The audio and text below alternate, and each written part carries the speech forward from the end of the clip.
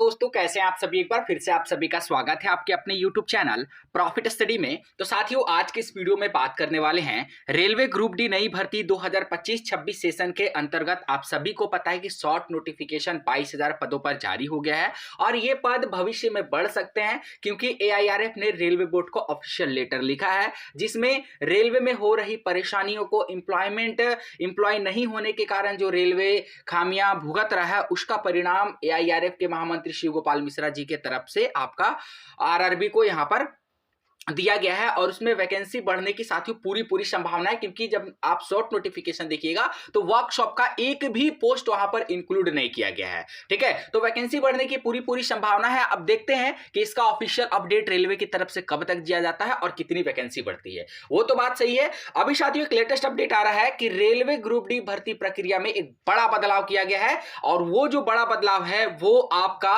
UR, OBC, SC, ST, EWS सभी candidate के लिए महत्वपूर्ण है। अगर आप कैटेगरी का आरक्षण लेना चाहते हैं तो उसके लिए रेलवे ने यहां पर जो बदलाव किया है उसको फॉर्म भरते टाइम आपको इंप्लीमेंट करना होगा। अगर आप ऐसा नहीं करते हैं तो पहले तो सिर्फ क्या होता था कि फोटो सिग्नेचर के लिए फॉर्म रिजेक्ट होता था, पर अब जो है इस नया नियम जो कैटेगरी सर्टिफिकेट है का है उसके आधार पर भी अब आपका फॉर्म रेलवे रिजेक्ट करेगा। इसको लेकर बाकायदा पूरा ऑफिशियल नोटिफिकेशन प्रूफ आ गया है जो हम आपको वीडियो के आगे स्टेप बाय स्टेप देखेंगे। तो चलिए वीडियो की शुरुआत करते हैं। इससे पहले जितने कैंडिडेट चैनल पे फर्स्ट टाइम आया सब्सक्राइब नहीं किए फटाफट करके सब्सक्राइब कर लीजिएगा रेलवे संबंधी पल पल की अपडेट के लिए। इसके साथ साथ डिस्क्रिप्शन में आपको टेलीग्राम ग्रुप, व्हाट्सएप ग्रुप का लिंक मिलेगा, जरूर से ज्वाइन कर लीजिएगा। हर तरह का लेटेस्ट इंपॉर्टेंट अपडेट कंटिन्यू वहां पर देखने को मिलते रहते हैं। जैसा कि आप लोग को पता है कि अभी ग्रुप डी एग्जाम चल रहा है, इसके बाद जस्ट आपका ALP शुरू होगा, फिर JEE शुरू होगा, फिर टेक्नीशियन शुरू होगा। इस प्रकार लगातार एग्जाम का सिनेरियो यहां पर है और साथियों पढ़ाई तो बहुत हो गया। अब आपका असली जो मकसद है वो टेस्ट लगाने का होना चाहिए क्योंकि जितना ज्यादा टेस्ट लगाइएगा उतना ही आपका स्कोर बूस्ट होगा और उतना ही प्रबल संभावना होगा कि आप एग्जाम में अपनी एक सीट कंफर्म कर सकते हो। तो टेस्ट लगाने के लिए सबसे बेस्ट प्लेटफॉर्म आपका टेक्स्ट बुक है। तो टेक्स्ट बुक के तरफ से आपका हार्वेस्टिंग सक्सेस सेल यहां पर लाइव हो गया है जो आपका 13 और 14 जनवरी तक यहां पर चलेगा। इसके तहत yearly text book pass pro 351 में मिलेगा और yearly text book pass pro max 439 रुपए में मिलेगा। अगर आपको एक्स्ट्रा डिस्काउंट चाहिए तो PRFT कूपन कोड लगाएगा तो आपको 12% का डिस्काउंट मिल जाएगा। अब साथियों एक सब्सक्रिप्शन पूरे एक साल का बेनिफिट आपको मिलेगा। Unlimited mock test, unlimited attempt, previous year paper, PDF सारा कुछ आप यहां से डाउनलोड कर सकते हो। चाहे ALP हो, टेक्नीशियन हो, JEE हो, RPFSI कांस्टेबल हो, NTPC हो, ग्रुप डी हो। ग्रुप डी का भी अभी एग्जाम कुछ फेज में बचा हुआ है तो ज्यादा से ज्यादा मॉक टेस्ट लगाइए साथियों ताकि आप अपनी गलती को पहचान पाओ। आपने थ्योरी तो बहुत पढ़ लिया पर अब जब तक टेस्ट नहीं लगाएगा तब तक पता कैसे चल पाएगा कि आप कितने चीजों को समझ सके हैं, कितने चीजों को नहीं समझ सके हैं। PRFT कूपन कोड लगा लीजिएगा, डिस्क्रिप्शन में आपको लिंक दिया है। ऐसा मौका साथियों बार बार नहीं आता है और ये आपका ऑफर के तहत प्राइस है, नहीं तो ये प्राइस फिर जब नॉर्मल देखेंगे तो नॉर्मल प्राइस आपका 600 से ऊपर होता है। ठीक है, PRFT कूपन कोड जरूर यूज कर लीजिएगा ताकि आपको इंस्टेंट 12% का डिस्काउंट मिल सके। तो देखिए साथियों ये है आपका शॉर्ट नोटिफिकेशन जो आपका government of India ministry of railway recruitment board CEN number 09/2025 के तरफ से इंडिकेटिव नोटिस जारी किया गया था। ऑनलाइन आवेदन आपका 21 जनवरी 2026 से शुरू हो जाएगा और लास्ट आपका चलेगा 20 फरवरी 2026 तक। ये जो साथियों लास्ट डेट है ना, ये सबसे बड़ा रामबाण है मैक्सिमम कैंडिडेट के लिए, चाहे आप CCA कैंडिडेट हैं या फिर कैटेगरी वाइज जब आप फॉर्म भरिएगा चाहे आप जनरल कैंडिडेट हैं। तो यहां पर लास्ट फॉर्म फिलअप का डेट है 20 फरवरी 2026 तक। कमेंट में मेंशन करके बताइएगा कि आपका अप्रेंटिस किस डेट को पूरा हो रहा है, 20 फरवरी के बाद पूरा हो रहा है या फिर 20 फरवरी के पहले पूरा हो रहा है। कमेंट में मेंशन करके जरूर बताइएगा। ये जो साथियों आप देख रहे हैं 22,000 पद, इसको बढ़ने की पूरी संभावना है जैसा कि मैंने वीडियो के शुरुआत में ही बताया।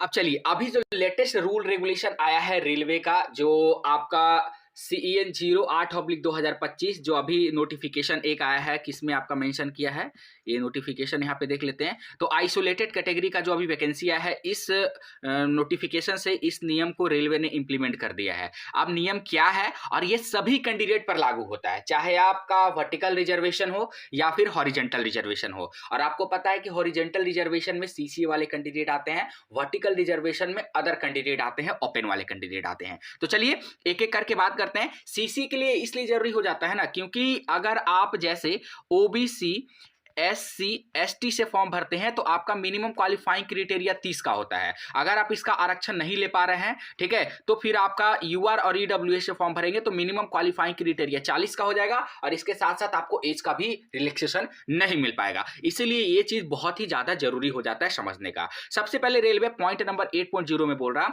कि all candidate irrespective of community will be considered against general that is unreserve vacancy subjected to fulfilment of eligibility condition required for UR। However vacancy reserve for a specific group, जैसे जो vacancy reserve रहता है जो SC का, ST का, OBC का जो vacancy reserve रहता है, और OBC में भी आपका NCL नल क्रीमी में ये सभी वैकेंसी रिजर्व रहता है, ठीक है। And EWS will be filled only by the candidate belonging to the community, मतलब जो यहाँ पे कैटेगरी में जिस कैटेगरी का वैकेंसी है उसी कैटेगरी के कैंडिडेट से फुलफिल किया जाएगा। SC का है तो SC का चलेगा, ST का है तो ST का चलेगा, OBC का है तो OBC, EWS का है तो EWS से ही भरा जाएगा, उसमें अदर कैंडिडेट वाले पार्टिसिपेट नहीं कर सकते हैं, ठीक है साथियों। अगला पॉइंट देखिए 8.3 for available reservation SC ST EWS OBC non creamy layer candidate should finish he necessary certificate in original during DV। जब आपका सिलेक्शन हो जाएगा डॉक्यूमेंट वेरिफिकेशन में टाइम पे आपको अपना respective community ST SC OBC EWS का ओरिजिनल डॉक्यूमेंट वेरिफिकेशन में आपको अपना सर्टिफिकेट लेके जाना पड़ेगा, और वो भी सेंट्रल गवर्नमेंट के आधार पर। जो रेलवे का ऑफिशियल फॉर्मेट है उस पर भी लेके जा सकते हैं और नहीं तो किसी भी फॉर्मेट पे लेके जा सकते हैं, पर सेंट्रल का होना चाहिए।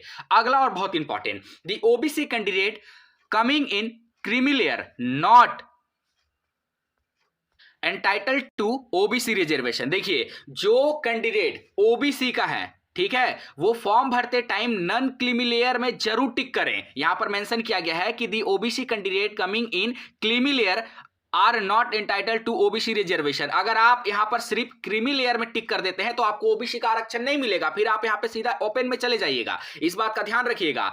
दे may be considered as unreserved candidate subjected to fulfillment of the required eligible condition applicable to your candidate। मतलब OBC कैटेगरी का मतलब होता है कि आपको नॉन क्रीमी लेयर पे टिक करना ही पड़ेगा। अगर आप सिर्फ क्रीमी लेयर पे टिक कर देते हैं तो आप UR में चल जाएगा। वो बहुत इंपॉर्टेंट पॉइंट है यहाँ पर 8.4 में जो आपको बताया गया है। आगे बढ़िए 8.5 में चलते हैं। The OBC candidate claiming reservation under the OBC category must produce OBC non creamy layer certificate in the prescribed format and exact to issue the issue. आप देखिए यहां पर आपका बताया गया है कि आपका ड्यूरेशन को लेकर, पहले क्या होता था कि आप 1 साल 2 साल 3 साल पुराना सर्टिफिकेट भी डाल देते थे तो आपका फॉर्म रिजेक्ट नहीं होता था, ठीक है। पर OBC के लिए बता दिया गया है कि लास्ट 1 साल से पहले का आपका पुराना सर्टिफिकेट नहीं होना चाहिए, और बाकायदा नोटिफिकेशन में भी मेंशन किया गया है कि जो आपका इशू रहेगा वो 1 अप्रैल 2025 के बाद का बना होना चाहिए। अगर आप OBC हैं, नॉन क्रीमी लेयर कैंडिडेट हैं, तो अगर आपका सर्टिफिकेट 1 अप्रैल 2025 के बाद का बना है तो बहुत अच्छी बात है। अगर उससे पहले का बना है तो आप लोग साथियों फॉर्म भरने से पहले इसको फिर से पुनः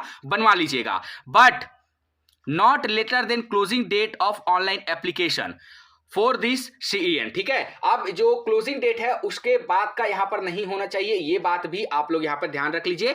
सिंपल सा कहने का मतलब है कि 1 अप्रैल 2025 से पहले का नहीं बना होना चाहिए, इसके बाद का ही आपका सर्टिफिकेट आपको देना है, ठीक है। और इसके साथ साथ क्लोजिंग डेट का भी मैटर है। जैसे मान लीजिए कि रेलवे ग्रुप डी का आपका जो फॉर्म है वो 21/1/2025 से फॉर्म फिलअप शुरू होगा, जो लास्ट आपका 20/2/2025 के डेट तक बनेगा तो चलेगा। तो जो आपका OBC जो फॉर्मेट होना चाहिए या फिर EWS का जो आपका सर्टिफिकेट होना चाहिए वो इसके बीच में ही बना होगा। इसका मतलब 21 जनवरी 2025 के बाद बना होना चाहिए और 20 फरवरी 2025 से पहले बना होना चाहिए। अगर आप सोचिएगा कि 20 फरवरी 2025 के बाद बनवा ले तो फिर वहां पे DV में आपको सीधा बर्खास्त, और इसके साथ साथ आपका फॉर्म ही पहले रेलवे रिजेक्ट कर देगा, ठीक है। तो ये साथियों बहुत इंपॉर्टेंट बदलाव रेलवे कर रहा है। मिला जुलाकर बात करें तो 1 साल से पुराना सर्टिफिकेट आपका नहीं होना चाहिए, ठीक है। और साथियों यहां पे अगर बात करें कुछ स्पेसिफिकली स्टेट के लिए बताया गया है कि जो भी कैंडिडेट यहाँ पर 8.8 में देखिए, जो भी कैंडिडेट बिहार के हैं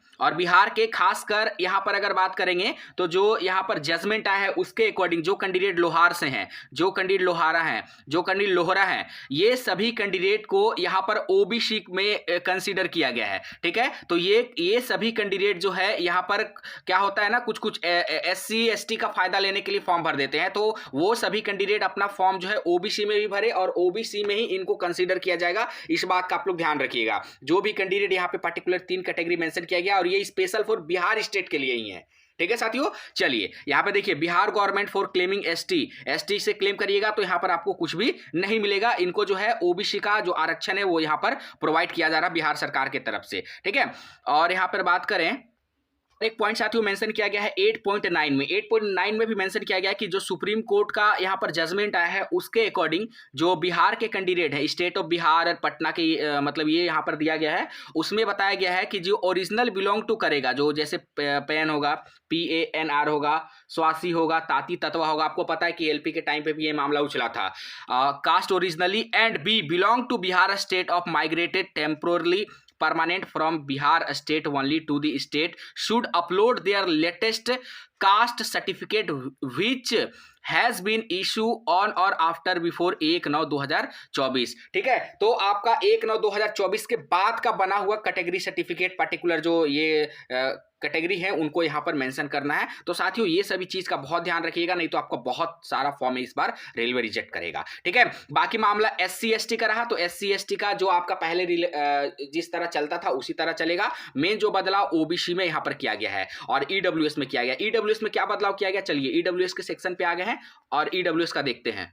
EWS का यहां पर बताया जा रहा है कि candidate who are not covered under the scheme of reservation of SC/ST OBC। EWS जो कैंडिडेट हैं वो यहां पर ST SC OBC आरक्षण के लिए एप्लीकेबल नहीं होंगे and whose family gross annual income is below 8 lakh. मतलब आपका पर साल का जो आमदनी है वो 8 लाख रुपए से कम होना चाहिए तो ही आप EWS के अंतर्गत आइएगा। कुछ कैंडिडेट ऐसे वो सोचते हैं कि अगर हम OBC से हैं तो कट ऑफ कम जा रहा तो चलिए EWS बनवा लेते हैं, तो अगर ऐसा भी करते हैं तो भी आपको यहां पर बाहर कर दिया जाएगा। ठीक है, इस बात का ध्यान रखिएगा।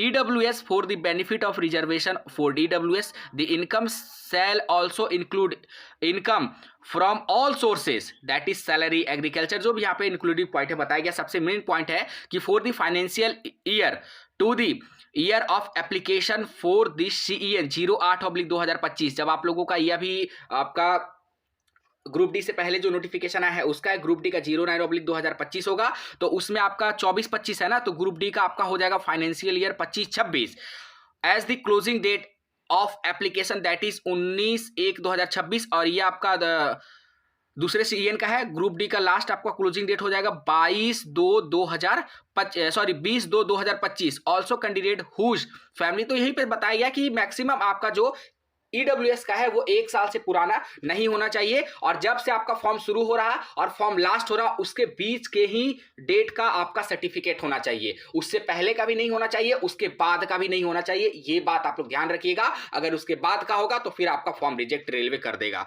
क्योंकि पहले साथियों सिर्फ फोटो सिग्नेचर के कारण ही आपका फॉर्म रिजेक्ट होता था, पर अब जो है कास्ट सर्टिफिकेट के कारण भी भर भर के फॉर्म रिजेक्ट होगा, क्योंकि बहुत सारे कैंडिडेट को अभी भी पता नहीं चलेगा कि ऐसा कोई रेलवे की तरफ से रूल रेगुलेशन को लागू किया गया है। तो बस साथियों यही सब था जो हम लोगों ने देखा। बाकी CCA कैंडिडेट के लिए भी सेम प्रोसेस है, सेम उनको भी यही काम करना है कि अगर उनको भी एज का रिलैक्सेशन लेना है तो। ठीक है, बाकी अगर इससे रिलेटेड आपके मन में अगर कोई सवाल है, कोई डाउट है तो कमेंट में सेक्शन में जरूर बताइएगा। आज के लिए इतना ही। वीडियो अच्छा लगा तो लाइक करके दोस्तों के साथ शेयर कर दीजिएगा। फिर से मिलेंगे आपसे नई भर्ती नई जानकारी के साथ, तब तक के लिए जय हिंद, जय भारत।